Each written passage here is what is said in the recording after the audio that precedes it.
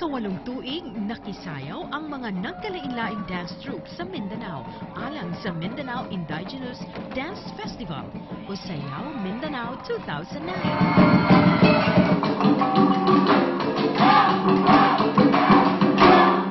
Ang Sayaw Mindanao, usa ka dance competition mahitungod sa mga sayaw ug huni sa mga tribo sa Mindanao.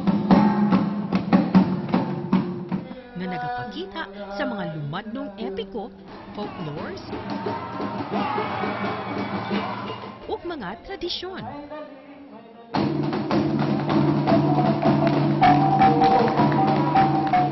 Abli ang maong kompetisyon sa tanang dance group sa estudyante, out-of-school youth, ug community-based nga grupo sulod ug gawa sa syudad sa Davao.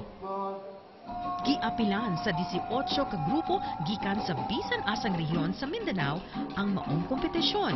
Adunay duha ka kategorya ang kompetisyon nga gibahin alang sa mga batan-on o hamtong ug sa mga kabataan.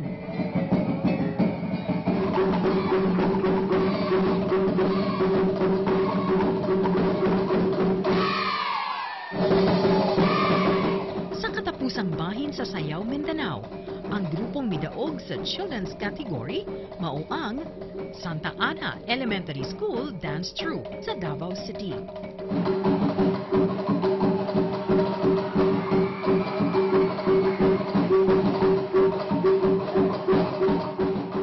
O sa open category, midaog ang grupo gikan sa Buhangin, Davao City, ang Madayaw Cultural Ensemble.